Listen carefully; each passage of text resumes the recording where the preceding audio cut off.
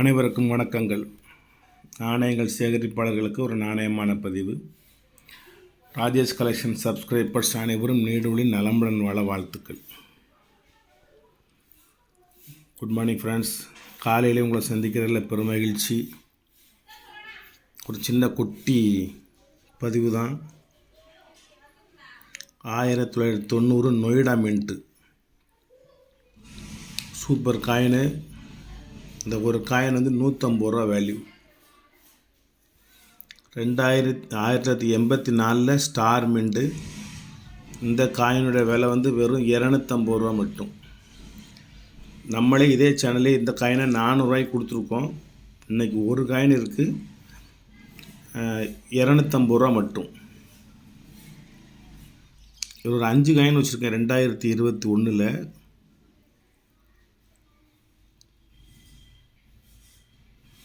எல்லாமே Noida mint rare coin. 2021 கிடைச்சா மட்டும் போதாது, அதுலேயும் மின்ட் கிடைக்கணும். அதில் நொய்டா மின்ட் கிடைக்கிறது ரொம்ப கஷ்டம்.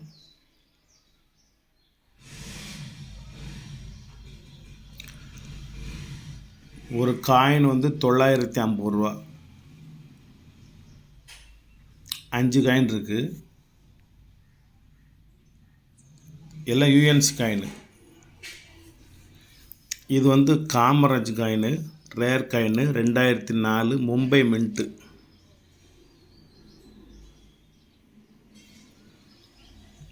மும்பை மின்ட் வந்து வெரி ரேர் காயின். இன்னைக்கு இதனுடைய விலை இன்னைக்கு ரேட்டு இதனுடைய விலை வந்து 900 ரூபா. 5 ரூபீஸு. 2004 காமராஜ் மும்பை மின்ட்டு. இதனோட வெயிட்டு 9 கிராம். மினிமம் பர்ச்சேஸ் அது கிடையாது, மேக்ஸிமம் பர்ச்சேஸ் கிடையாது. ஷிப்பிங் அது வேறு தனி. இன்றைக்கி இந்த நேரத்தில் இப்போ சர்ச் பண்ணதில் வந்து இதனோட ரேட் வந்து 900 ரூபா. நான் வந்து 300 ரூபா குறைச்சிட்டு வெறும் 600 ரூபாய்க்கு கொடுங்க. இதை ஒரு காயின் 600 ரூபா மட்டும். இன்றைக்கி ரேட்டு இதனோட ரேட்டு 900 ரூபா இருக்குது. நீங்கள் வேணும்னு வெப்சைட்டுக்கோ வலைத்தளத்துக்கோ போனீங்கன்னா 900 ரூபாயும் ஷிப்பிங் சார்ஜும் கொடுத்து ஆகணும். ஒரே ஒரு நாணயம், சிங்கிள் நாணயத்திலே நான் 300 ரூபா உங்களுக்கு குறைச்சி தரேன். காயின் நல்ல கண்டிஷனான காயின். கண்டிஷன்னு சொல்லுவேனே தவிர யூஎன்சின்னு சொல்ல மாட்டேன். எந்த குறைபாடுகளும் இல்லாத அருமையான காயின். 2 காயின் மட்டும். ரெண்டுமே சூப்பர் காயின் தான். Very rare coin. இது 800 ரூபா 900 ரூபான்னு விற்றுட்ருக்காங்க. நெட்டுக்கு போனீங்கன்னா 900 ரூபா தான். நான் உங்களுக்கு வந்து வெறும் 600 ரூபா. இது 950 ரூபா. 84 வெறும் 250 ரூபா. இல்லைன்னா ஒன்று வாங்கி வச்சுக்கோங்க ஹைதராபாத் மின்ட்டுக்கு. 90 நொய்டா மின்ட்டு ஒரு நாணயம் 300 ரூபா. நான் கொடுத்துருக்கிறது 150 ரூபா. வெறும் 150 ரூபா தான். அதுமாதிரி மைசூர் யூனிவர்சிட்டியில் 100 காயினில் 80 காயின் போயிடுச்சு. இன்னும் 20 காயின் இருக்குது. ஒரு காயின் வெறும் 35 ரூபா தான். பக்கா யூஎன்சி. ஒரு காயின் வெறும் 35 ரூபா தான். 80 காயின் போயிடுச்சு, சோல்ட் ஆயிடுச்சு. இன்னும் 20 காயின் இருக்குது. ஒரே ஒரு 1919 லேசு தேய்ச்சா இது சூப்பராகிடும். நான் தேய்க்கலை. இப்போ உங்கள்கிட்ட தேய்ச்சி கிளியர் பண்ணி உங்கள்கிட்ட காமிக்கணும்னு நினச்சேன். பக்கத்தில் கிடந்துச்சு, அப்படியே பார்வைக்கு வந்துருச்சு. பக்கத்தில் இருந்தாலே பார்வைக்கு வந்துடும்ல. நல்ல குட் கண்டிஷனான காயின். லேசாக தேய்க்கணும், அவ்வளோதான். 1919 இந்த காயினில் இப்போ கிடைக்க மாட்டேங்குது. நான் கொடுக்குறது வந்து இதோட ரேட் வந்து 900 ரூபா. ஏற்கனவே 1000 ரூபான்னு கொடுத்துக்கிட்டு இருந்தேன். இப்போ நான் இதை கொஞ்சம் தேய்க்காமல் வைக்கிறதுனால உங்களுக்கு ஒரு 100 ரூபா கம்மி. 100% ஒரிஜினல் காயின். வெறும் 900 ரூபா மட்டும். 4 அனாஸ். மற்றதெல்லாம் அப்புறம் பார்ப்போம். நேற்று நைட்டு நான் வீட்டுக்கு வர்றதுக்கு வந்து ஒரு 10 மணி ஆயிடுச்சு. இருசக்கர வாகனத்தில் நேற்றும் தொலைதூரம் போயிட்டு வர வேண்டிய சூழ்நிலை ஆகிப்போச்சு. போகக்கூடாதுன்னு நினச்சாலும் சில இடங்கள்லேருந்து அங்கேருந்து வேறு இடத்துக்கு போக வேண்டிய சூழ்நிலை வர்றதுனால கையில் பைக் இருந்ததுன்னா நல்லா இருக்குமே அப்படின்னு சொல்லி பைக்கில் போயிட்டு வந்தோம். நைட்டு வரல 10 மணி. நான் ஒரு தடவை ஏற்கனவே ஒரு தடவை இப்படி வரையில் வந்து ஒருத்தர் மெதுவாக நடந்து போய்கிட்டே இருந்தான். என்னையா எங்கேயா போய்கிட்டு இருக்க அப்படின்னு. இல்லை சார் எங்கள் அம்மா தவறிடுச்சு, அதனால் பஸ்ஸில் இறங்கி அப்படியே நடந்து போய்கிட்டு இருக்கேன் அப்படின்னா. எப்படி நடந்தான் தெரியுமா? ஸ்டெப் பை ஸ்டெப்பாக நடந்தோம். ஏன் இவ்வளவு ஸ்லோவாக நடந்துக்கிட்டு இருக்க, வா என் பைக்கில் ஏறி போவோம் அப்படின்னு. இல்லை சார், நான் ரொம்ப மன சோர்வில் இருக்கேன், என்னால் வேகமாகவே நடக்க முடியல, நான் அதனால் மெதுவாக போய்கிட்டு இருக்கேன், வீட்டுக்கே போவோமா வேண்டாமான்னு யோசிச்சுட்டு போய்கிட்டு இருக்கேன், எனக்கு அவ்வளோ கஷ்டமாக இருக்குது அப்படின்னா. சரி சரி வா அப்படின்னு சொல்லி என் பைக்கில் கூட்டியாந்து அந்த ஊரில் குட்டி கிராமத்தில் இறக்கி விட்டேன். மனைவியை பேறுகாலத்துக்கு ஆஸ்பத்திரியில் சேர்த்துருக்கு. பேறுகால டைம் நெருங்கிருச்சு. அவன் ஹாஸ்பிட்டல் போக மாட்டேங்கான், பஸ் ஸ்டாண்ட்லேயே நிற்கிறான். என்னன்னு சொல்ல, அவள் வலிக்குன்னு துடிப்பா, டாக்டர் பரபரன்னு இருப்பாங்க, சொந்தக்காரங்க ஐயோ என்கிட்ட இருப்பாங்க, நமக்கு தாங்க முடியாது சார், அதனால் இங்கேயே நின்றுட்டேன் அப்படின்னு. மகன் பைக்கில் போனான், பைக்கு ஆக்சிடெண்ட் ஆயிடுச்சு. தகவல் சொல்கிறாங்க, வீட்டிலேருந்து கிளம்பவே மாட்டுக்கான். உன் மகன் ஆக்சிடெண்ட் ஆகி போச்சு, பைக் வேறு நொறுங்கி போச்சு, ரோட்டில் அடக்கான், 108க்கு ஃபோன் போட்டு வர சொல்லியிருக்காங்க, எந்திரிச்சு போப்பா அப்படின்னா. இல்லை சார், ஆக்சிடெண்ட் ஆகட்டும், நான் சொன்னேன் அவன் கேட்க மாட்டோம்ங்க, ஓவர் ஸ்பீடாக போய் இன்றைக்கி ஆக்சிடெண்ட் ஆயிடுச்சு, நான் தான் ஆக்சிடெண்ட் ஆகாதான்னு சொன்னேன், ஆக்சிடெண்ட் ஆகிரும் மெதுவாக போன்னு சொன்னேன், கேட்க மாட்டேங்கான் அப்படின்னு சொல்லி அவர் மனசு கஷ்டப்பட்டு போயிருந்துட்டார். சரி, ஒவ்வொரு நிகழ்ச்சிக்குமே யாருமே சட்டானாக போகவே இல்லை, அந்தந்த டயத்துக்கு போகவும் இல்லை. அம்மா இறந்ததுக்கு போக மாட்டேக்கான், மனைவிக்கு பேர்காலத்துக்கு போக மாட்டேக்கான், மகனுக்கு ஆக்சிடெண்ட் ஆயிடுச்சு போக மாட்டேக்கான். ஆனால் நேற்று நைட்டு ஒருத்தன் 10 மணிக்கு சர சர சர சர சர சர சர சர ஃபாஸ்ட்டாக போகிறான். அது ரன்னிங்கும் கிடையாது, வாக்கிங்கும் கிடையாது. வாக்கிங்கில் ஸ்பீடு வாக்கிங், ரன்னிங்கில் ஸ்லோ ரன்னிங், அவ்வளோதான். என்னடா இவ்வளோ ஃபாஸ்ட்டாக போய்கிட்டு இருக்கேன் அப்படியே, என்னையா அவசரமாயா, பைக்கில் ஏறியா, நான் ஊர் பக்கம் தான் போகிறேன், நாங்கிட்ட இறக்கி விட்டுறணும். இல்லை சார் இல்லை சார், நீங்கள் போங்க நான் வந்துடுவேன். இவ்வளவு அவசரமாக போய்கிட்டு இருக்கு அப்படின்னா. இல்லை சார் 10 மணிக்கு ஒயின் ஷாப் அடைச்சிருவாங்க அப்படின்னா. கடவுளே கடவுளே, 9:59க்கு அவ்வளோ ஃபாஸ்ட்டாக போகிறான். எந்தெந்த விஷயங்களுக்கெல்லாம் போக மாட்டான்னு தெரிஞ்சுக்கோங்க. போக மாட்டேங்கிறான். மகன் ஆக்சிடெண்ட்டுக்கு போக மாட்டேங்கிறான், மனைவி பிரசவத்துக்கு போக மாட்டேங்கிறான், தாய் இறந்ததுக்கே போக மாட்டேங்கிறவன் 10 மணிக்கு ஒயின் ஷாப் அடைச்சிரும்னு தெரிஞ்ச உடனே கால் அப்படியே அவனுக்கு பரபரன்னு பறக்குது. மெதுவாக போய் என்ன. இல்லை சார், ஒயின் ஷாப் அடைச்சிட்டேன்னா அப்புறம் 50 ரூபா கூட வச்சு வாங்கணும் அப்படிங்க. சரி, அந்த 50 ரூபா கூட வச்சு வாங்கணுங்கிறத அதோடு நிறுத்திக்கணும், அது ரொம்ப பேசக்கூடாது.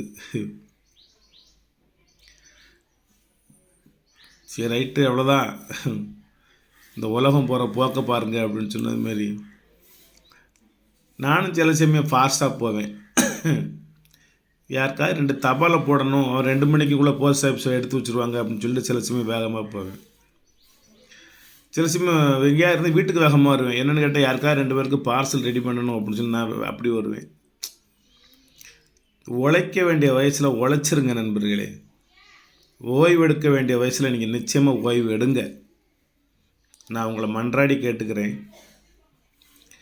நீங்கள் உழைக்க வேண்டிய வயசில் ஓய்வு எடுத்தீர்கள் என்றால், நீங்கள் ஓய்வெடுக்க போகின்ற வயசில் நீங்கள் உழைக்க வேண்டிய சூழ்நிலை வரும்.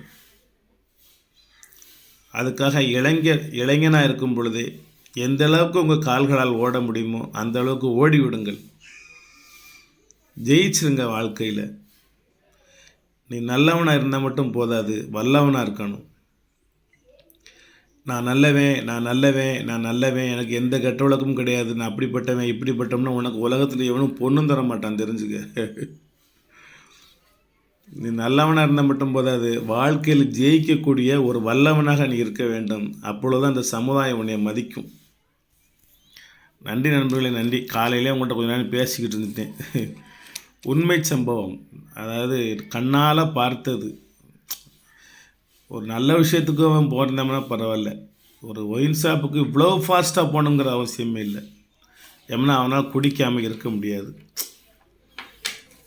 அதனால் அந்த மது பழக்கத்திலேருந்து விடுபடுங்க, வெளியே வாங்க. அதனால் நிறைய குடும்பங்கள் சீரழிஞ்சு செங்கச்சமந்து போய் நிற்கிது. இப்போம்லாம் வீட்டுக்காரமாகவே சொல்லுதாங்க, எங்கேயும் போய் எவங்கூடையும் போய் குடிக்கிறாந்தா வாங்கிட்டு வந்து வீட்டில் வச்சே குடின்னு சொல்லி அந்தளவுக்கு சூழ்நிலை மாறிடுச்சு. எவனா உடனே குடிக்காதுன்னு சொன்னால் கேட்க மாட்டேங்கிற, பொண்டாட்டிக்கு தெரியாமல் குடிக்க போகிறோம்னு சொல்லி எவன் கூடயே சேர்ந்து அவனுக்கு ஒரு 500 சில்லறை வச்சு வாங்காசியம் வம்பாக்கி எங்கிட்ட கீழே மட்டையாகி படுத்துக்கிடுத, வீட்டுக்கும் வர மாட்டோம்ங்க. அதனால் நீ சாப்பிட்ற அந்த வீட்டிலோட வச்சு சாப்பிடணும் மனைவி உனக்கு அனுமதி கொடுக்கக்கூடிய சூழ்நிலை உருவாயிருச்சு. ஏன்னா நீ சாப்பிட்ற பொருள் பூராமே விஷம். சோறு முதற்கொண்டு வாழைப்பழம் முதற்கொண்டு எந்த விதமான ஃப்ரூட்ஸ் எடுத்தாலும் விஷங்கள். உடம்புல ஆரோக்கியமே இல்லை. உன் சத்து எல்லாம் செத்து போச்சு. உடம்புல எந்த விதமான வலிமையும் இல்லை. இளவட்டக்கல்ல தூக்குனா உருட்டக்கூட முடியல உன்னால். ஜல்லிக்கட்டில் காளையை போய் அடக்குனா எல்லாரும் குத்து வாங்கி குற்றுயிரும் கொலையுரமா ஆஸ்பத்திரியில் போய் சேர்றீங்க. அந்த இயற்கை உணவு, சத்தான உணவுகள், அந்த சிறுதானிய உணவு வகைகள் எல்லாம் போச்சு. அதனால் உங்கள் உடம்பை நீங்கள் பராமரிச்சுக்கோங்க. வருங்காலத்தில் 90 வயசு 100 வயசு வரைக்கும் யாரும் இருக்க போகிறதில்ல. 60 வயசை தாண்டதே கஷ்டம். ஏன்னா நுரையீரல் எல்லாம் சோகி முடிஞ்சு வச்சு. அதனால் இருக்கிற உணவை சாப்பிட்டு இப்போ உடம்பு சத்துக்காண்டி நீங்கள் சாப்பிட்றதே கிடையாது. பசியாகிறதுக்காண்டி சாப்பிட்றீங்க, அவ்வளோதான்.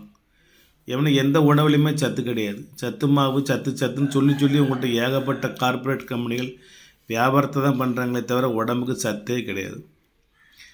அதனால் அது நல்லா நீ என்ன நினச்சாலும் நீ சத்தான ஆகாரம் சாப்பிட முடியாது.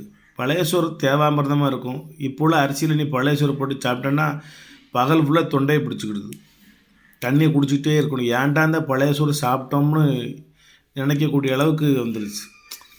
நேற்று பாருங்கள், அந்த ரோட்டில் ஒரு தள்ளுவண்டியில் கம்பங்கூழ் கொடுத்தாங்கன்னு சொல்லி கொஞ்சம் வெங்காயமும் மோரும் போட்டு ஒரு செம்பு கம்பங்கூழையும் குடித்து 2 வறுத்த வத்தலையும் ஒரு பச்சை மிளகாயும் சாப்பிட்டேன். ஒரு 2 மணி நேரம் கழித்து தலைவலி கிண்ணுன்னு ஏறிடுச்சு. அந்த கூழ் குடிச்சதுக்கு, அந்த மோரை கலந்து குடிச்சதுக்கு. அப்போ அவங்களுமே இது ஒரு வியாபாரமாக தான் பார்க்குறாங்களே தவிர உண்மையான ஒரு நல்ல தரமான பொருள் அந்த மக்களுக்கு கொடுப்போம் அப்படின்னு பார்க்குறது இல்லை. அன்றைக்கி ஒரு வலைத்தளத்தில் பார்த்தேன், சீரகத்தை பார்த்திங்கன்னா சகதியில் ஓட்டு அள்ளி எடுத்தது மாதிரி. பெருஞ்சீரகத்தை பார்த்திங்கன்னா வெறும் கிரீன் கலரில் பொடி, கலர் பொடி. மனுஷனை கொல்லாத. நீ ஒருவன் சம்பாத்தியம் பண்ணி சுயநலமாக வாழ்வதற்கு இந்த மக்களை நோய்வாய்ப்படுத்தாதீங்க. கொஞ்சம் மனிதாபிமானத்தோடு நடந்துக்கோங்க. இது சாப்பிட்ற பொருள், இது உணவுப் பொருளில் கலப்படம் சேர்ப்பவன் வாழ்க்கையில் நிம்மதியாக உயிரிழந்ததாக சரித்திரமே கிடையாது. அதில் நீங்கள் நல்ல முறையில் இறைவனடி சேரணும்னா தீயவை செய்யாதீங்க. நீ என்ன தீயவையும் செஞ்சுட்டு போ. இந்த உணவுப் பொருளை மட்டும் நீ கலப்படுத்த சேர்க்காத. அது மாதிரியான ஒரு பாவச் செயல், அது மாதிரியான ஒரு துரோகம் உலகத்தில் வேறு எதுவுமே கிடையாது. நன்றி, வாழ்த்துக்கள் நண்பர்களே.